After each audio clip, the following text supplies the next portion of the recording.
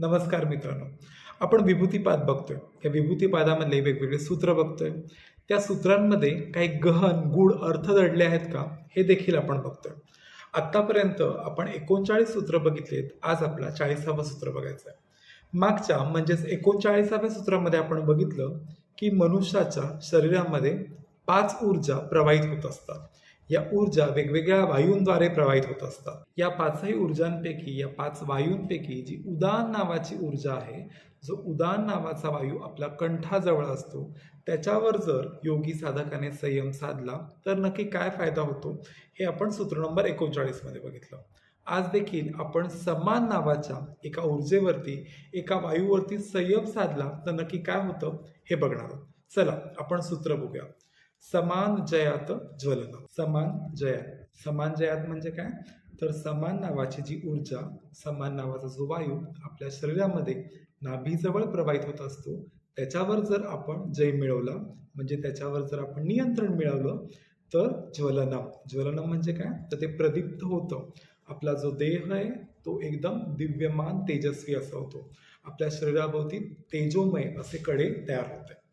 आपण एकंदरीतच या सूत्राचा अर्थ असं देखील म्हणू शकतो, की समान वायू जो आपल्या नाभीजवळ स्थित आहे, त्याच्यावर जर योगी साधकाने नियंत्रण मिळवलं, तर आपल्या संपूर्ण देहाभोवती एक तेजोमय वलय म्हणजेच ओरा असा निर्माण होतो. आता हा समान वायू म्हणजे नक्की काय हे समजून घेऊ. समान नावाचा हा जो वायू आहे तो नाभीजवळ आपल्या बेंबीजवळ स्थित असतो. याचं काम काय? तर आपण जे अन्न खातो त्याचे पचन करणं, त्याचं पाचक रसामध्ये रूपांतर करणं आणि हा रस जो आहे तो आपल्या संपूर्ण शरीराला समान पद्धतीने वाटप करणं. समान पद्धतीने वाटप करणं म्हणूनच त्याचं नाव समान वायू, समान ऊर्जा असं पडलेलं आहे. या वायूचं काम जे आहे ते काहीसं जठराग्नीशी संबंधित असतं. म्हणजे जठराग्नी जेव्हा प्रज्वलित होतो तेव्हा ह्याचं काम सुरू होतं. आता या समान वायूचे नक्की फायदे काय होतात त्याच्याकडे देखील लक्ष देऊया. समान वायूमुळे आपलं पचन चांगलं होतं आणि शरीरामध्ये टॉक्झिन्स म्हणजेच विषारी घटक शिल्लक राहत नाही. आपली जी त्वचा आहे ती उजळू लागते. आपले जे डोळे आहेत ते तेजस्वी होतात. एकंदरीतच आपल्या चेहऱ्यावरती ग्लो येतो, तेजस्वीपणा येतो आणि शरीराभोवती पूर्णपणे तेजोमय म्हणजेच ओरा निर्माण होतो. आपण एखादं उदाहरण घ्यायचं झालं तर आपण जेव्हा कारखान्यामध्ये भट्टी तापवतो तेव्हा सुरुवातीला काळा धूर निघतो. मात्र भट्टीमधली लाकडं पूर्णपणे ज्वलनशील झाली, ती पूर्ण तापली, तर त्याच्यामधून काळा धूर निघणं बंद होतं आणि फक्त तेजस्विता अशी आपल्याला दिसू लागते. एखादा लोखंडाचा गोळा तापल्यावरती तो ज्याप्रमाणे सुरुवातीला काळा असतो, मात्र तापून तापून त्याच्यामधून तेज बाहेर पडतंय असं वाटू लागतं.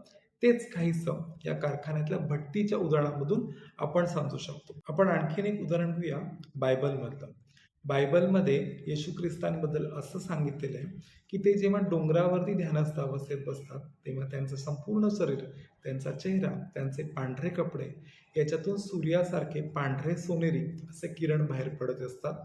ते तेजोमयी अशी वलयाने झाकलेले दिसून येतात. आपण आज समान नावाच्या ऊर्जेवरती जर योगी साधकाने संयम साधला तर काय फायदे होतात हे बघितलं.